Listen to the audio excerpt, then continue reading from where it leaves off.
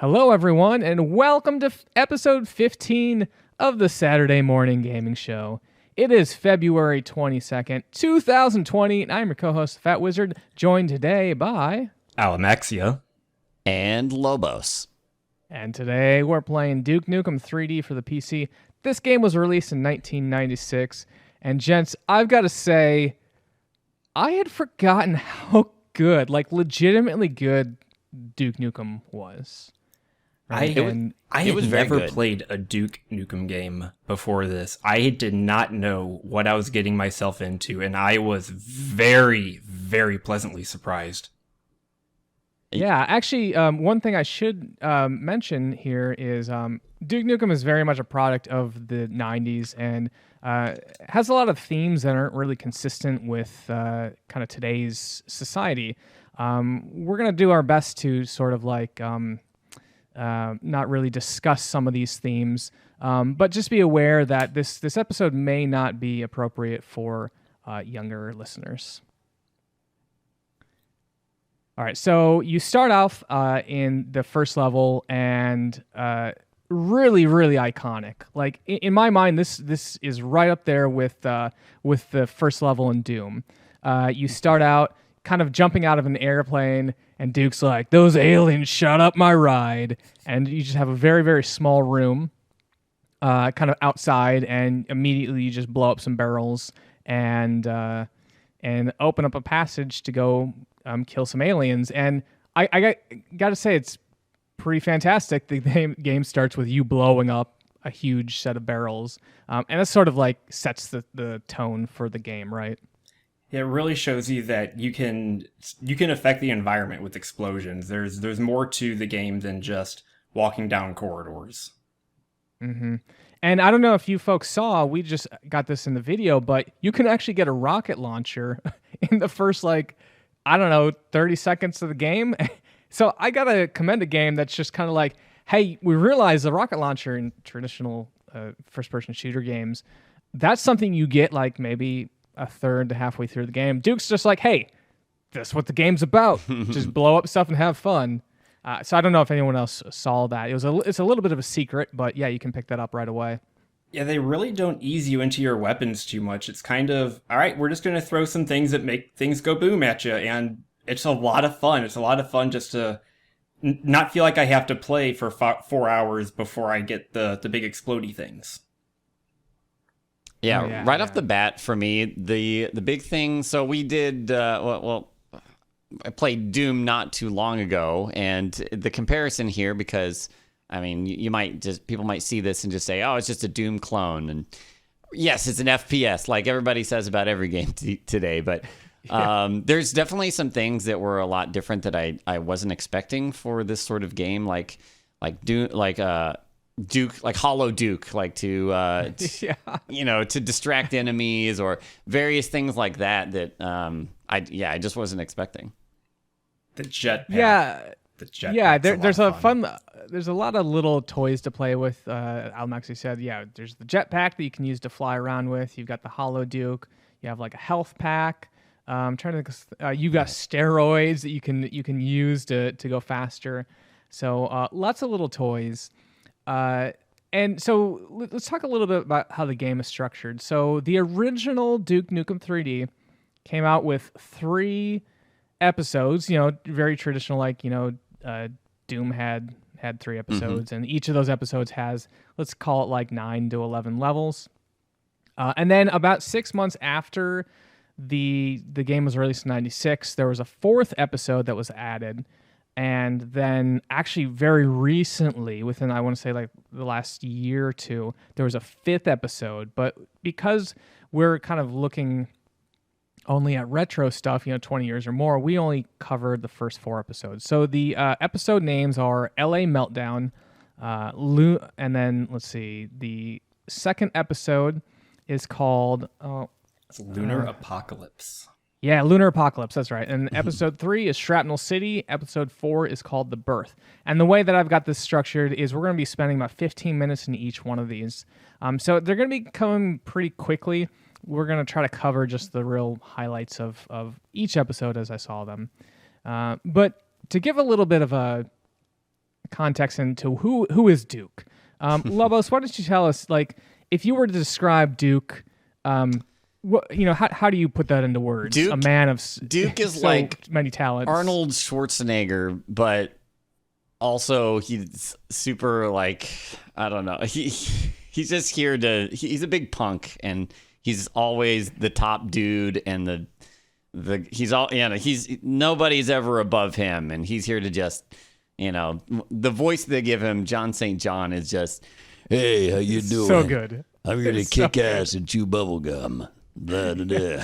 It's, I don't know. It's very, very over the top, just like. Well, so the thing is, I'm legitimately unsure if they are sort of acknowledging, kind of winking, the 90s action hero trope, or they legitimately think that the 90s trope is like the best thing in the world, and they're actually just like doubling down on that. It's really hard to tell. It's, you know what I mean? Where it's like, okay, you're kind of making fun of him, but at the same time, like, Duke's like kind of serious. Well, I mean, and I feel like you get that sort of sense playing it. You're like, oh, this is so like over the top, like explosions everywhere, but this is fun. This is awesome. Yeah. Like, all right, I'll keep going. I'll keep playing. I got a lot of self-awareness in it.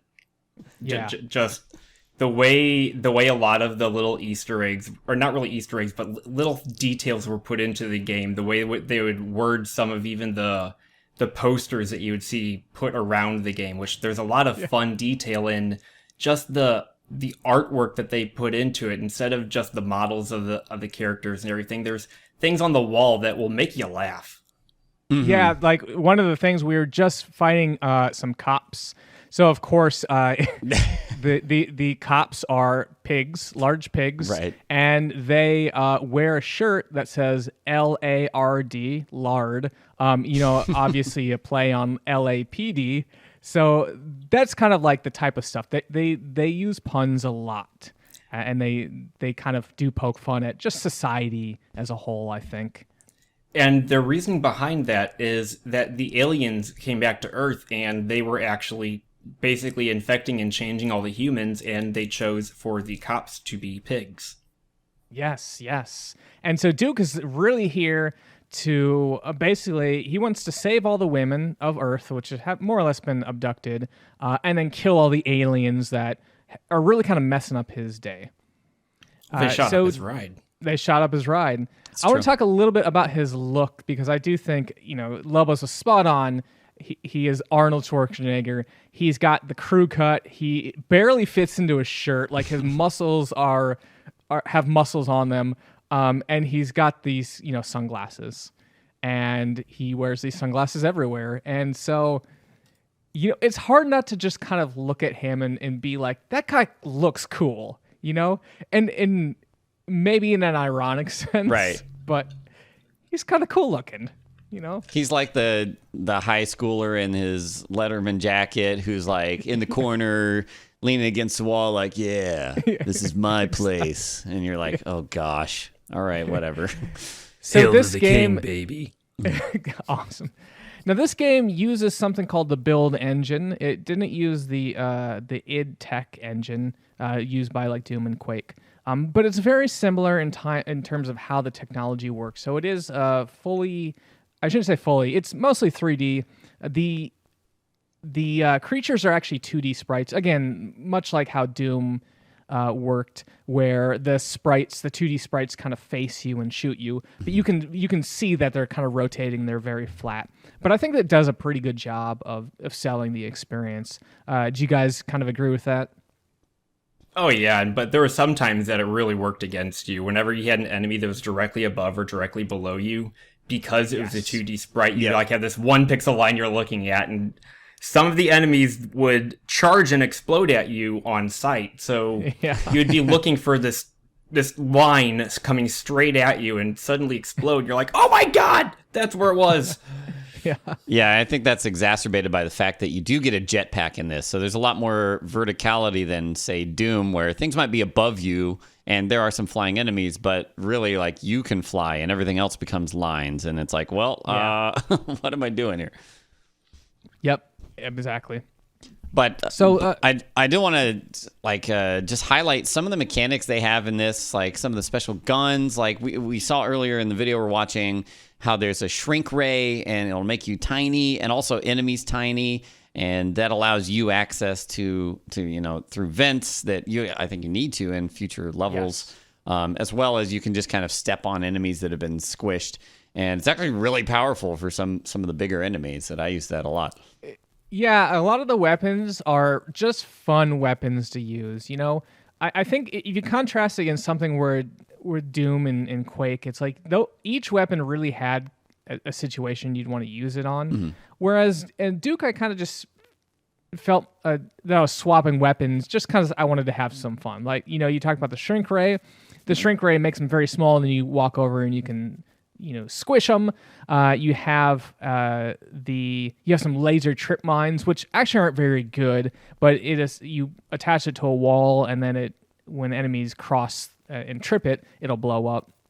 There's also a freeze ray, which will, when you do enough damage, it freezes them and you can shatter them.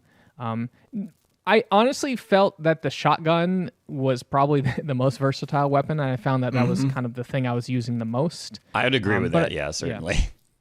Yeah, and you do get a lot of ammo for the shotgun, and the chain gun, which is another weapon. That's sort of your basic machine gun. It's actually tilted on its side, so there's 3 barrels that go horizontally, and so it's a very unique looking weapon, but it is pretty effective to just kind of mow down enemies.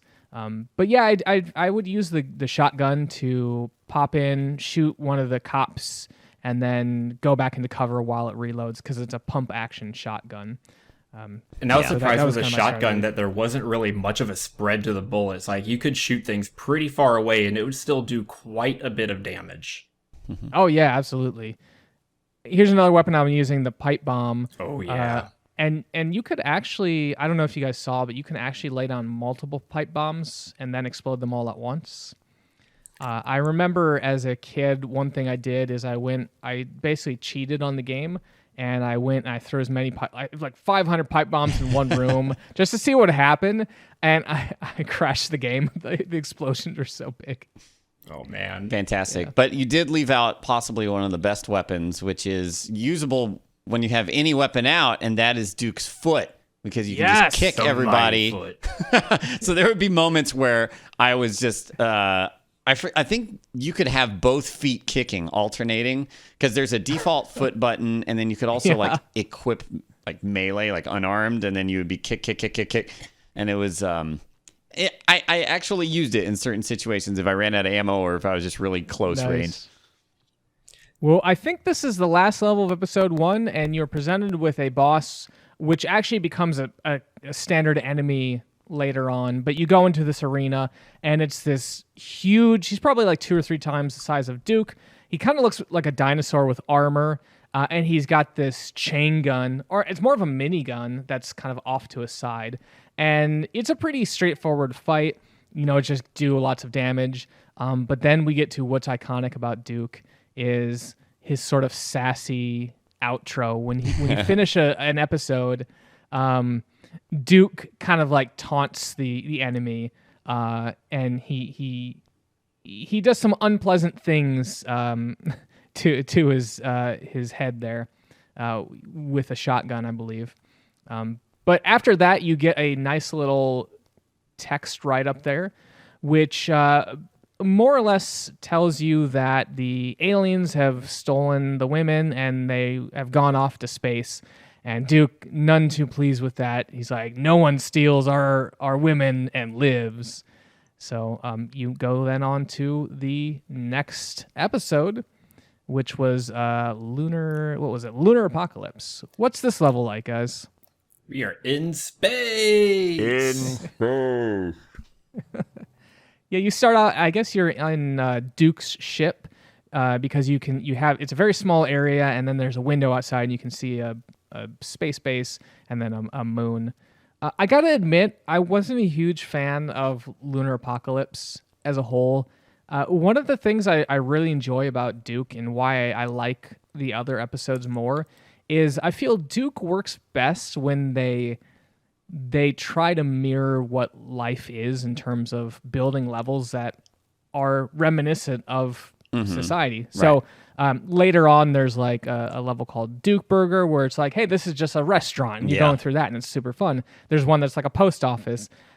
The Lunar Apocalypse is mostly out in space. And so it's more abstract. It feels more like a traditional, I want to say, I keep going back to Doom or Quake, but I think they're apt comparisons. It feels kind of more like a traditional one of those where it's like, yeah, you're in space and there's aliens, but there's nothing I can ground myself in. And I always feel like Duke works best when he's grounded in reality a little bit. Yeah, another thing I found with the space levels is that there was a lot of backtracking and re-going back to the same areas where I felt like some of the other levels they weren't really linear, but you felt a progression as you went through them. Yeah, that's a great point. Yeah, and the space levels, for the most part, just ended up being a lot of just metal walls and like an elevator here and there. And you could look outside and see space, and that was cool. Yeah. But that was one of my favorite bits is just like, oh, man, look at that moon. That was awesome. Yeah, it was great. One of the things we recently did there is we got on a lift that went through space. Like you got to look out a window and see this lift go from this other spaceport, zoom across space, come pick you up, and you got to zoom across with it. I thought that was just a really fun thing to do. That was one of my favorite things in the space level. So I applaud that. And again, there are moments of real brilliance in these levels, and they are legitimately fun to look at for a period of time. But like I think Lobos, you hit it dead on. It's like eventually it's just kind of iron or steel walls, and it loses its identity, I think, a little bit. When we're talking about the episodes, it's very clear that each episode is crafted in a way that you can kind of jump in and with no weapons and start from scratch. So once you completed episode 1, you can move on to the next episode, and there's no expectation that you had completed episode 1. They kind of ramp you up pretty quickly about getting you the new weapons. If you think it more of a traditional first-person shooter, it's one of those, you have constant progression kind of from the start to the end.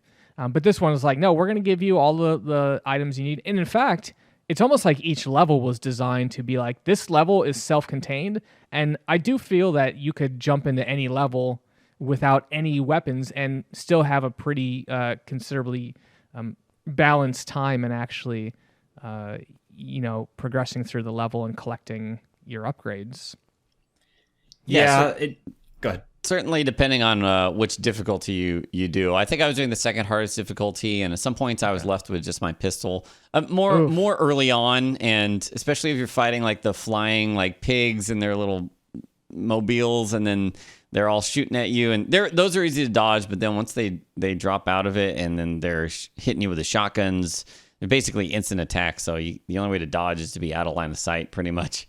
So yeah, that sounds rough. The pistol itself is actually pretty poor because the accuracy on that is just all over the place. Yeah. You know? If you're not up in the monster's face, you're just not going to get anywhere. Yeah. I first was trying to use the pistol to take out the turrets that you would see around levels, because there aren't just enemies that you have to worry about. Throughout the levels, there are going to be just turrets that are going to start firing at you, and you can blow them up. Usually a shotgun blast or two will take them out. But if you can hit it with the pistol a few times, then you save yourself some shotgun ammo or chain gun ammo, whatever your weapon of choice is. But I started using the pistol a lot for just like the low level grunts that you would come across, because a few shots at them, they weren't really doing much damage. But trying to use that pistol on maybe like one of the lizards that have the chain gun, no, that wasn't going to happen. I was just going to take way too much damage. Yeah, absolutely. And there were the enemies that are basically flying drones that would suicide into you and explode. And I hit quick load so many times, just working my way so that I would run close enough to it or just skirt by it, but then get out of range when it explodes so that I wouldn't take damage, so that I could save ammo. Yeah, I did the same thing. Those suicide guys, often you'd walk into a room and there'd be like a guy off to the side as you immediately enter, and he just like, hey, you're right here, might as well blow up. Yep. And it's like, oh, come on. One thing I wanted to applaud this game for, and I like it when games allow you to get stuck, as weird as that sounds. There are situations where in order to progress, you need a jetpack or you need an explosive. And, there may be a set amount of those resources on a level. And hey, if you are out of those, then restart the level, right? And so we just saw a scenario where, as far as I could tell, there's two ways to jump this gap that is needed to continue the crit path. You can either use a jetpack, which I was actually out of, so I couldn't use that anymore, or you could use steroids, and that steroids would allow you to jump further. But as far as I could tell, it's essentially there's these two platforms, and I couldn't find a way to connect the two platforms. There's just a very large gap between those. And that level was Fusion Station. I was trying to figure out which one that was. But yeah, that one is kind of focused around having a jetpack. And so jetpack is sort of a rare thing in the levels. And they do a lot of cool things where if you happen to have a jetpack like later on in the levels, so let's say that you get a jetpack in level 3, and then maybe at level 6, it's like, hey, if you still have the jetpack here, you can fly up here and get a really cool secret. So I really enjoyed those sorts of secrets to find. Yeah, and I think that jetpack also empowers you to potentially like skip certain things and get other places early. And just in general, when I'm playing these games a lot, I before I decide to use a significant amount of ammo or fuel or whatever it is, I always make a quick save or a hard save even, just in case like I needed that later. So if you're not doing that, you could run into trouble later for sure. Yeah. I certainly kind of did the same thing where, especially when you get to a thing that looks like a boss room and you're like, all right, I'm going to try to use some of my ammo that I don't use a lot of. Again, like the laser mines, the AI aren't super great about like actually running into your laser trip mines, so I didn't find that I used those a whole lot. But I did want to kind of use them up, so I'm not using all my other ammo. But I was only playing on the second difficulty, so it sounds like Lobos, you were playing on a little bit harder than me. How about you, Alamaxia? What difficulty were you playing on? I was the same as you, Wiz, and for me, I did notice early in the levels, especially early in the acts, it was kind of tight on the ammo, but once I got a few levels in, and as long as I was able to continue the previous level with my ammo, then by the third or fourth level in the act, it really wasn't much of a problem. Yeah, I had kind of the same experience as well. We just entered a level called Tiberius Station, and I got a real Aliens vibe from this one in particular because there's a lot of air ducts you have to crawl through. And it doesn't help that one of the enemies is literally a face sucker. It's green, and it doesn't have legs. It's just it's like a little slime that crawls on the ground, but it jumps up on your screen and then has like these little teeth and just suck on your face. And that can hurt you pretty bad there. I think they would scare the heck out of you sometimes. Yeah, too. sometimes, yeah. I think my tactic in general was if I wasn't dealing with anything else, I would sit there and just spam kick, and if they got in range, you could just smash them that way. Just kicking away at them. Now, one thing I really want to talk about, because this is one of my favorite things in Duke, was finding the secrets. Because the secrets are just so creatively hidden, and there very rarely did I find all the secrets on a level. And the secrets are those that are deceptively difficult to find. Like, there's a lot of things where you're like, oh, cool, I found a hidden health pack. That's not a secret. A secret is more like, oh, you flipped a switch that opened up a door over here, and then you went in there, and then you went through a false wall, and boom, that's the secret. And so how did you guys do on your secrets? I think I generally found like about half of them per level. I'm usually a 50%er or so for secrets, and I'll spend... if I think there's a secret nearby, I'll spend a couple of minutes trying to figure out, but I won't just sit there until I get it. But yeah, there's a lot of rewarding secrets where you can find, good good weapons early in the episodes, or maybe just a nice stockpile of ammo or health. And some of them are pretty fun. Like there was a couple of series of like switches that you'd have to hit in the correct order to unlock secrets and various things like that. Yeah, and my favorite that they would have is you would see, especially in the place where now the lunar apocalypse, where you'd see out a window and there may be like some items out the window, and you're like, oh, how do I get out that window? Yeah. And then you start like, all right, are there any secret doors around here? Do things loop around? And so like they do a great job on taunting you. Yeah. About secrets. At some point, I found myself, as I was going through levels, just spamming my action button at walls to see what would open up. You're like, All right, now here's a part I really want to talk about, because this is one of the coolest things about Duke. So to set up the scenario, there is a tram, and there are these security cams that you can look in and see what's on the other side of the tram. Mm-hmm. And so I see that on the other side of the tram are some aliens, right?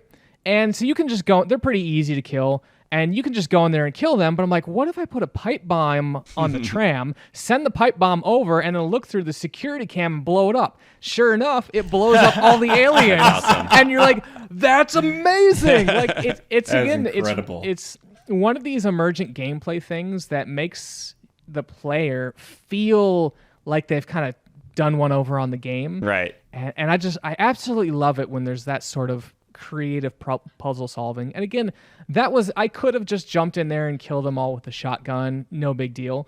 But it allows me to play around with the game a little bit, and I really enjoyed that. The game does reward creativity, and that was refreshing. Yeah, the security camera system, just in general, is pretty cool, because in some spots they have some nice setups so that you can check on certain areas if you know you're going to be backtracking a bunch, or if you hit a switch and something happens and you're like, oh, what happened? And you can check it out there. Yeah, and sometimes it's like there's a big thing of armor over on that box. Yep. I didn't see that before. And so sometimes they very creatively position things to be like, oh yeah, did you make sure to get this secret over here? Mm-hmm. So we are still kind of going to kill the main boss here in episode 2, Lunar Apocalypse. We just got to a part that kind of reminiscent of 2001 Space Odyssey. You see this black pillar, and you actually can warp in there, and it brings you to the alien space station, or like one of their stations. And what's really cool, if you look at the area around it, they have these space suits that are lined the walls, but they're skeletons in the space suits. Spooky.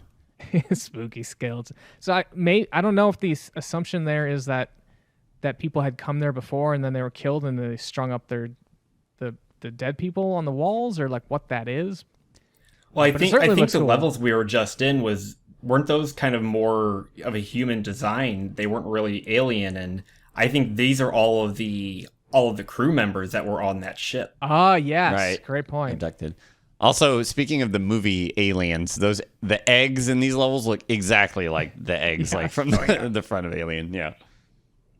We are in the last level of episode 2. It's called Overlord. Well, I actually shouldn't say we're at the last level, because technically there are secret levels. And I think in my playthrough I found one, and they are a lot of fun to check out. And I think when you find an exit, there's a thing that's like secret level or something like that. Did you guys find these secret levels? I want to say I found one, but I don't remember what the actual level was. Yeah.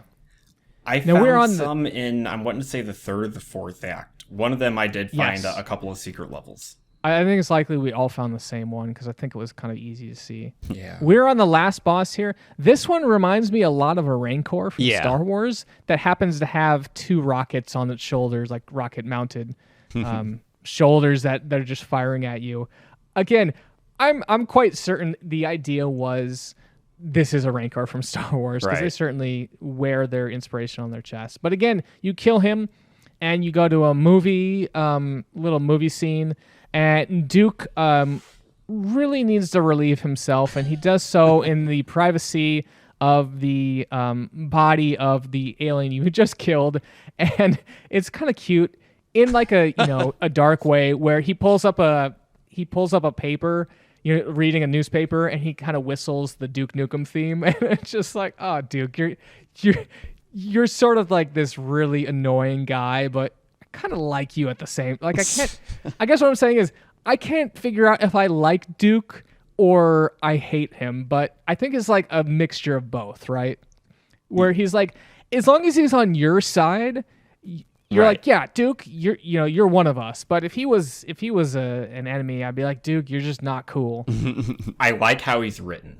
I like that it's consistent with just how he's just that uber macho, I'm going to kill everything in my path. And it's just like, that's Duke. It's fun. Now we are on episode 3, Shrapnel City, and we are back to Earth. I don't actually remember the storyline of why we came back to Earth, but I do appreciate that we're now back into what I like about Duke is they kind of take a real world inspiration. In this one, it seems to be like like a sushi parlor / maybe karaoke bar that would be in like Japan or something, or Yes, China. it's definitely Japanese restaurant themed, and all of the levels in this act, Shrapnel City, they all have some particular fun theme to the entire level that's unique to that level. Now here's something that's kind of fun. I know, Lobos, because I was watching your stream, you noticed the same thing. In the game there is water, and you can go under the water, and enemies can go under the water. And you can throw things like pipe bombs under the water, but the way the game works is it almost treats them as separate layers. So if you're above water, you can't really influence things that are underwater, and vice versa. Yeah. If you're underwater, you can't really influence things like blowing them up or kill stuff, which is really weird because enemies actually kind of treat the water. If they're walking on the water, they will actually do the pig has an animation where he'll kind of lay down and fire at you, and he'll actually do that on the top of the water, right? As opposed to like sinking. So it's a little weird, but once you realize it, you're like, okay, I have to be under the water to actually kill anyone in there. Right. Well, you can use that to your advantage because you can kind of peek out and recover as you're trying to take out some underwater enemies, and just say, all right, maybe I'll approach from over here. I'll jump in this side, take some shots, jump back out. And it can help you in that manner. Yeah. And it definitely got to the point where I could expect certain enemies to be underwater. Like I'd see a body of water and think, that's not safe for me to jump in right now. Yeah. We're in a level called Bankroll, and I love this because it's sort of like you just see this huge vault. It is one of these, traditional high security banks you'd think of in a movie. And it wasn't until I was editing the video that I realized later on there's this sort of puzzle you go around. We'll be seeing it in the next couple of seconds here. But you're actually rotating the tumblers of the bank vault to actually open it. Oh, nice. And I when I was playing that, I didn't make the association, but I was like, oh my gosh, that's so cool. And because the tumblers are large scale, like the size of the building, right? And you rotate them around, and then you can enter the vault. And again, everything in this game is so well put together in terms of they thought out what does this area look like.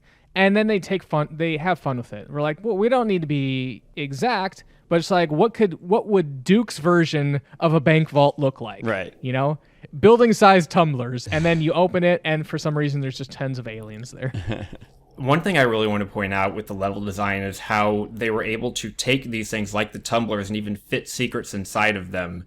So you would have these gears that would come together, but some of the gears would not be there. Like there'd be a separation between them where you could actually fit Duke and get behind in these crevices that otherwise you would think, oh, I'm just going to die trying to get there. Yeah, absolutely. Yeah. And again, I many times I would spin the tumblers around. I'm like, okay, can I get in here? Can I get in there? And often there'd be a situation where it's like, well, if you do these two in a row at a certain way, then you can go access the other area, but they have to both be lined up. Yeah, there's a couple spots where there's these big turning gears, and if you observe, like, one of the teeth of one of the gears is missing, so you can step in there and follow it as it turns around and then gain access to another area. Yep. The next level we're in is called Flood Zone, and this is an interesting one. I'm not usually a huge water level guy. I actually don't know that I've met really anyone that enjoys water levels, but I think in terms of water levels, this is kind of as good as you're going to get. The idea here is that it's a city that's been flooded about halfway, and you're constantly going in a building, but it's underwater. And so you do have scuba gear. That is an option. But again, you only have a limited amount of that scuba gear. And when that runs out, then you're like, okay, well, I need to be able to go into this building, get everything, come out before drowning. And so that was kind of exhilarating to navigate those scenarios. It was also frustrating to navigate because a lot of the area in that particular level, really looked and felt the same, even from above. So I kept finding myself backtracking, and I think I spent a good 10 minutes at one point just trying to find the next door I needed to go into, because I was like, where is this? Yeah, I will agree with that. There's definitely some issues I found in there as well. I think we're going to skip on to the next one, which is the movie set. This one's cool because it's got that Hollywood-esque warehouse look. And, Duke kind of just like, there's a lot of conspiracy in Duke, right?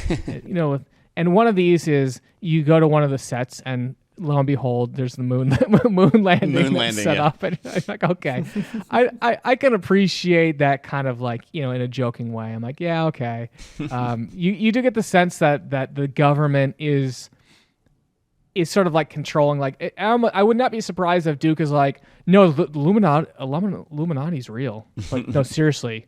They came, I saw them. I saw someone take off their lizard head and so. Well, he's fighting lizards. That's true. Yeah, absolutely. But again, this is really cool because you get to go into a lot of different little sets here. One being almost like a Star Trek one, I guess, as we see sort of the spaceship, and then we had like the moon landing one, and so I think there's a couple other ones that you can explore, but really thematically strong to really set the stage, and you're like, yeah, this is what I would think of it when I see movie set, like a Hollywood movie set. And also, I should note that Duke is firmly in LA, right? So right. That when you look at everything, is like, think of it in like kind of like this 90s Californian context. Yeah. Even just in terms of the character.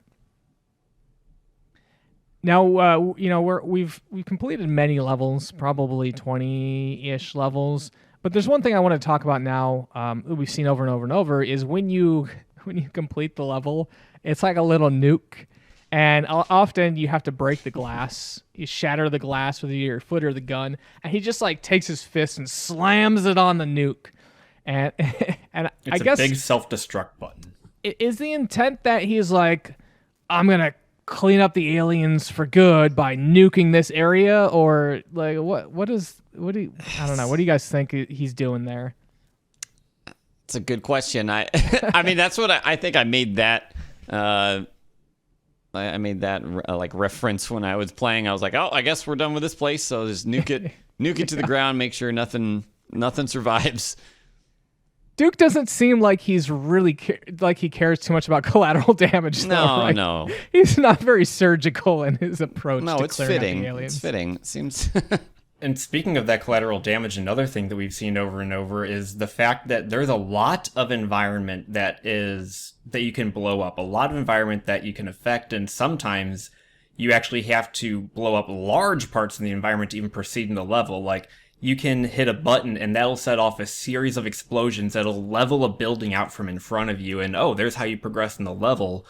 Or a wall will explode away, a ton of enemies will come through, and there's an entrance within that wall that just exploded away. So the level that you see as you're going through changes as things get fired. You might accidentally shoot a rocket and a wall will explode in the distance, and you go, oh, what's back there? Yeah, I think the level you're talking about is like the second or third level in the first episode, where there's just, you see... There's some note that's like what do they call it? It's just some zone. They're like, hey, this is a decommissioned zone or something, and you go and you just slam on the button, and it's like, oh, the building blows up, and you proceed there. So yeah, and again, we just walked through an area that exploded, and now we're moving up to continue to complete the level here. There's a huge fire truck there, which for some reason, I don't know, I just love seeing that fire truck. It's a big red fire truck, and I don't know why it's there other than the level's name is Fahrenheit. Like, I might have forgotten. Do you guys know were we actually in like We were in a fire station. A fire station, okay.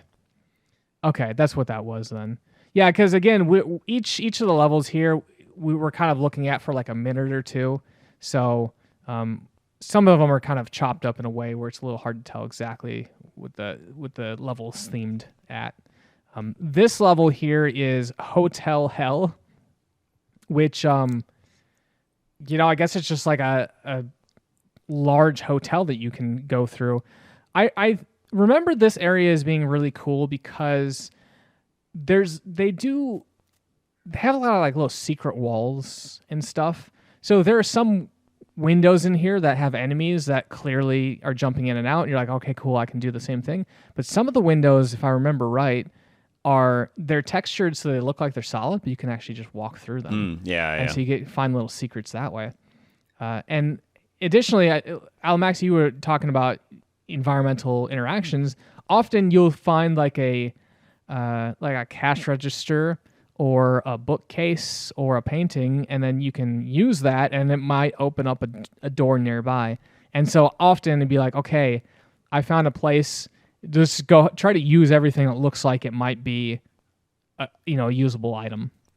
And sometimes, if you have a good eye, you can say that panel's shaded just a little bit different. I can see the seams. There's some way to open this. Yeah. Right? In terms of using stuff, of course, there's the toilet you can use, and that has a real purpose because that will you can do it every once in a while and restore 10 health.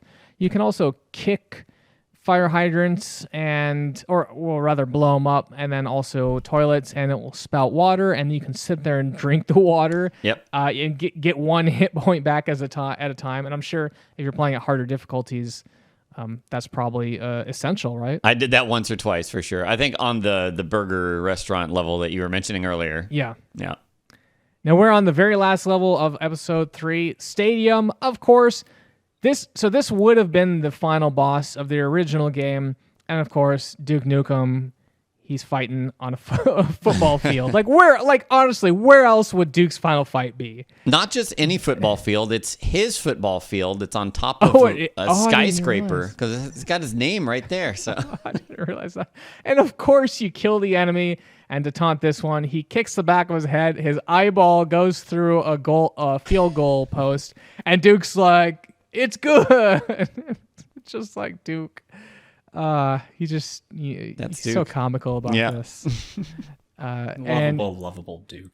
The boss though was actually pretty easy. I think I just used the Devastator, which is sort of like, it's almost like a machine gun for rockets. Yeah, mini rockets, but I would say a lot of the bigger enemies are pretty easy on their own, just because they shoot like projectiles that have travel time, and you can just run in circles. That's a lot of the case for these sorts of early FPSs, except for like, chain gun users that the bullets have instant no travel time or things like that.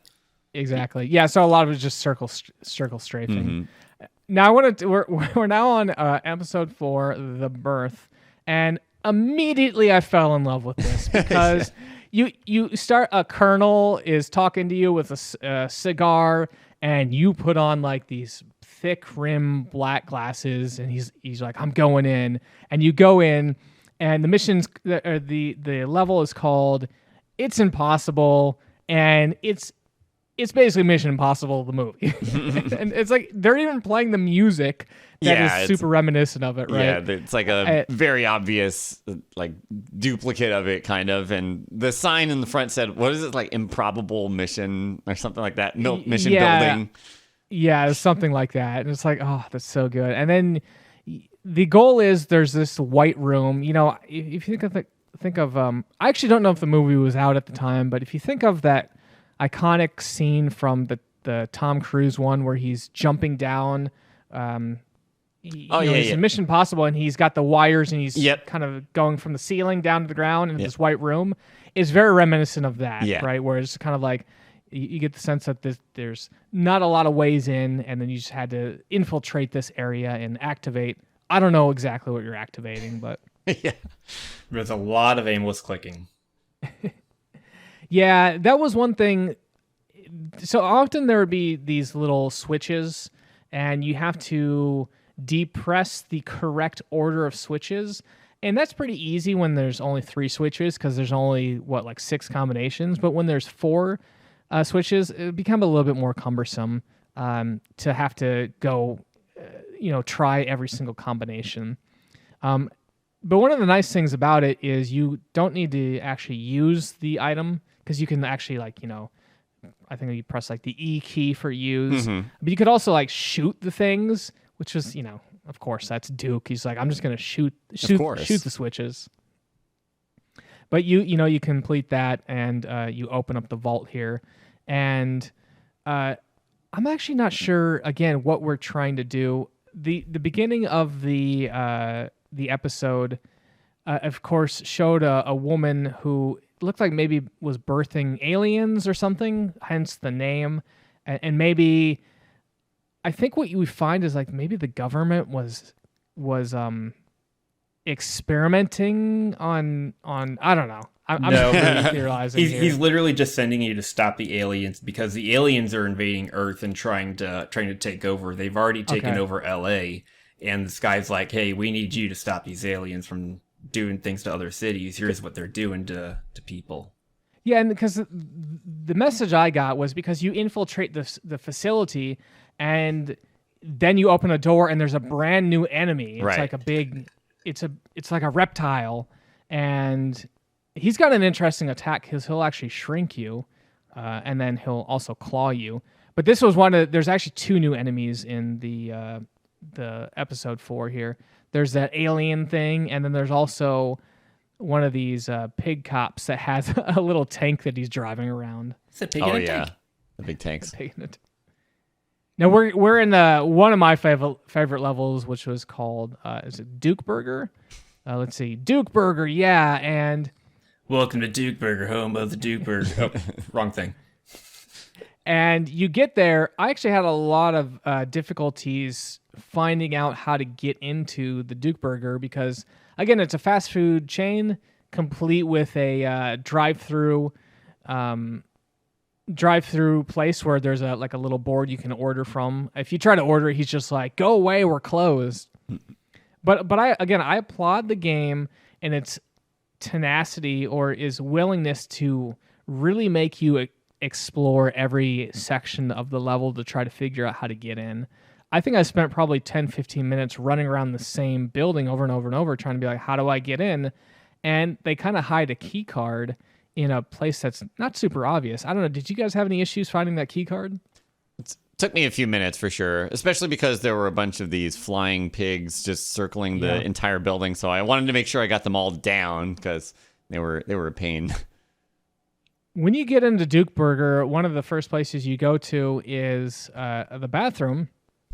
And you look at the mirror, and on the wall written behind you, and once you look at the wall through the mirror, the letters invert and it says "Think smaller." And I'm like, okay, I'm pretty sure that they want me to shrink myself because I can see a little tiny hole there, but how do I do that? Mm-hmm. Right? Alamaxia, did you figure out how to do that pretty quickly? How to shrink yourself? Yeah, I unfortunately spoiled myself. I was watching Lobos when he went through this, so so I spoiled that puzzle for me. But it definitely, I don't think it would have taken me too long to figure it out, considering some of the other puzzles that we had to go through to get here. Well, see, the way that I originally figured it out, though, was they had the enemy type that would shrink you, and so I actually had him shrink me and send me through there. But you are intended to necessarily just shoot the mirror with your shrink ray, and then it shrinks yourself, and then you can get through. Now, of course, me in the Duke mindset, another one of the new weapons in this game is the expander. So the shrinker will shrink things, the expander expands things. Again, me being in the Duke mindset, I'm like, what if I go to the mirror and it try to expand myself? Can I make Duke even bigger? Sadly, no, but that would have been really awesome. We finished up that level, Duke Burger. One of the things kind of made me sad was you find out that Duke Burgers are made with dogs. Oh no, like, yeah, not cool. Yeah, yeah. There's a whole pen of dogs kept up there. It's no. And I think we're in. We might have skipped around a little bit. If we're in shopping, I think we went to Shop and Bag briefly. Yeah, and that's like a convenience store. I don't know if this is the same level, but this is no.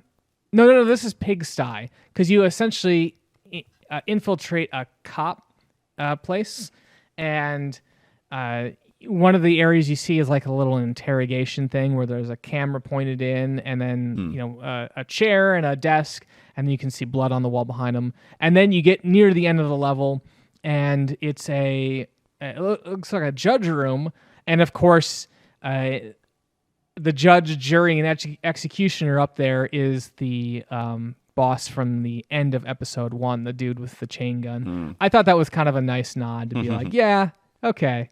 That's how they sentence Duke, is to death here.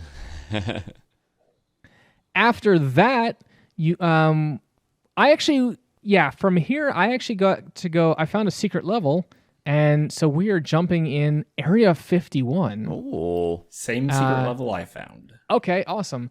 And I don't really remember if there's anything notable about this one. I remember this one being very difficult to figure out exactly where you need to go. It was very puzzle laden.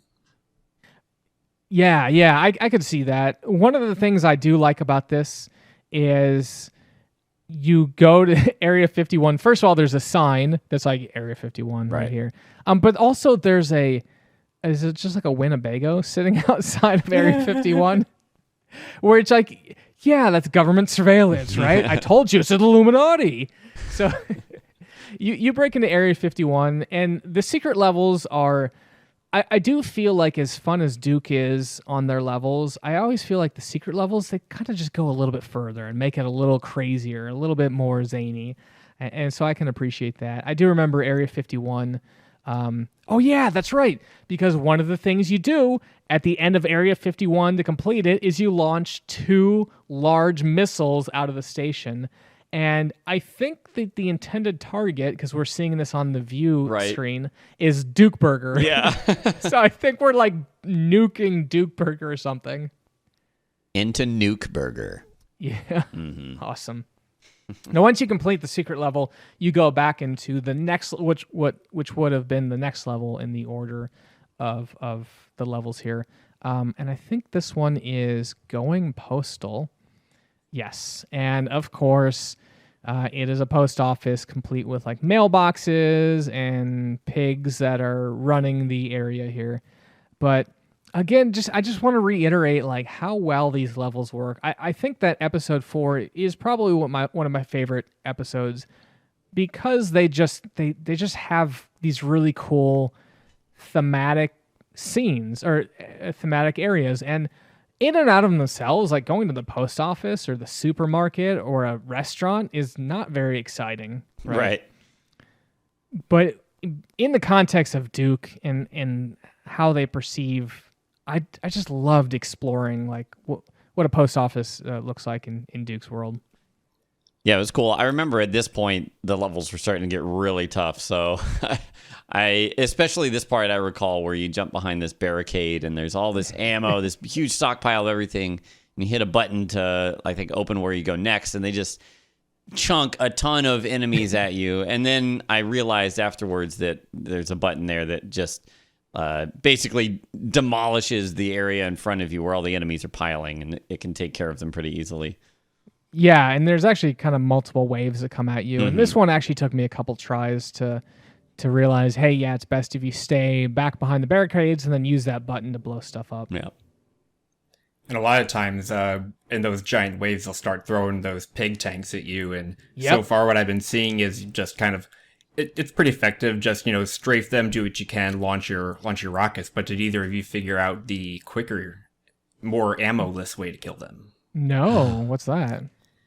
On their backside, they have a nuke symbol, and if you can get close enough to hit it, Oh, then you can insta blow them up. So You have to run up and actually hit it with your E button, like That's you're, so like you're hitting the cool. button. That's awesome. And they would start beeping really quickly, indicating, "Hey, they're about to blow up." And sure enough, their whole ride would just explode. I had seen that nuke button, but I don't know. I guess I had assumed that was just a weak spot, so I'd always shoot at their backs. But it's hard to control them especially when they're a 2D enemy like that.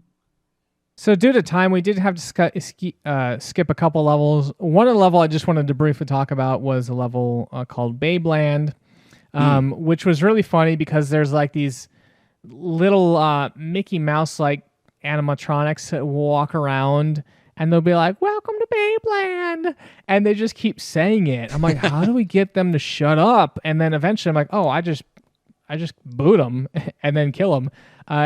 And you know, Babeland is one of these areas that was almost like a fun, like an amusement park sort of thing, complete with a little a duck shooting game, right? Yep, duck There's shooting. a pirate ride. Pirate ride, and they had like bumper Yeah, that was fun. cars. Yeah, that was like a Pirates of the Caribbean type ride there, right? From Disney World. Yeah, it was like a big circular area, and Yeah. you're in kind of like a boat thing, and eventually it opens up huge, and there's a ton of enemies and stuff. It was fun. There's even two ships firing at each other, and Oh, yeah. there'll be guys working on cannons, and the cannons will start shooting at you. Yep. We're on the very last level here called the Queen, and of course we are killing the Queen of the Aliens herself. This one's a little bit weird because you're actually underwater. It honestly just looks like a large alien from the movie Aliens, right? The thing you have to worry about in this fight, there's two things. One, she keeps spawning a lot of these other aliens that were new for the game that we talked about earlier, and so I found it kind of not very advantageous to worry about them. Just like go ahead and kill the big mama alien. Yeah. More importantly, though, it's because it's all underwater. If you don't have scuba gear, you sort of have to go in there, do some damage, and then come back for air. I don't know. Did you guys have scuba gear? Did you have to use my strategy? I definitely had to go through your strategy, Yep. and I even had to go through a few iterations of the boss where I was trying to just kill enough of the enemies that would spawn the ads to think, oh, maybe I can get enough of them down, then work on the boss. Just trying to think of it more like an RPG style, but I was like, no, this is Duke. Just run in and just start exploding things and focus on the boss. Yeah. And again, as we saw, there's a little pocket of air, and because the water plane and the ground plane are different, you can actually be completely safe up there. Yeah. No one will hurt you. Yeah. I didn't realize that, so I was going up for air quickly, going down, and it was quite panicky at times, and a lot of times that panicky cost me a couple lives. Now we're at the very end. Of course, we killed the queen, and Duke went ahead and dealt with her by, using one of his pipe bombs to insert into an orifice there and blow up the queen. So that's the end of Duke. Basically, all 4 episodes completed. And I really liked at the very end here that all the developers and Duke, they kind of just gave everyone that nod. Here's everyone that worked on the game. Yeah. Yeah, and they made their heads actually really large, like big head mode. So awesome. Any last thoughts on Duke? I mean, I commented I really loved it. I remember as a mid-teen, I played a lot of multiplayer, like 1v1 with my friends, so that was a good time. But yeah, revisiting this game was so refreshing to just go back and be like, yeah, Duke was legitimately fun. And a lot of it had to do with just the level design, the creativity, and the trying to find the secrets. Yeah, I was the same. Having played a lot of Doom as a kid and then jumping into this, I never actually completed Duke Nukem back in the day. I played maybe a level or 2, but for whatever reason, maybe I didn't have it. But it was mechanically kind of refreshing to see some of their own takes on that sort of stuff, adding in the jetpack, having those items that you hold on to and you can use later, like Hollow Duke, etc. And yeah, it was great. It was just really good run and gun fun action. Ton of fun. It was it was kind of difficult for me to get into it first because I was like, I'm not sure if I'm in the mood for first-person shooters. But then I started looking at it less as an FPS and more like, this is kind of a puzzler. There's a lot of humor in it. I just went into it with a different mindset and had a ton of fun. And I can see why people were so excited and ergo let down with the newer Duke Nukem that was released somewhat recently, which I do want to eventually play, even despite the very mixed reviews on it. I want to check it out to see how they were able to bridge the gaps and everything. And there was one other thing that I wanted to talk about with Duke Nukem, and I feel like I read it somewhere that there was, in the way they were able to design the levels, they created, in essence, their own engine that allowed them to have sloped paths that other first-person shooters of this time didn't really have. Yeah, they certainly had lots of those. So that's interesting. I didn't know that. It's good point of trivia there. Yeah. Awesome. Well, again, we wanted to really thank everyone for listening to us. And of course, we really wanted to thank our Patreon supporters. And if you enjoy the Saturday morning gaming show and you want to help support the future episodes, we encourage you to head over to patreon.com/Saturday morning gaming show to learn more. We're going to be changing up some of the rewards there. In particular, one of the things we want to do is, because we don't stream this anymore, offer the ability to still watch the video, and we'll splice together the podcast there, the unedited podcast. And so, and that will actually come out roughly a week earlier than the podcast. So if you're really raring to go and you want some more content there, you'll be able to take a look at that on the Patreon. I haven't figured out what level that's going to be, but you'll be able to get more information on our Discord or on Patreon. And so we're going to be spending the next couple weeks restructuring some of the rewards there.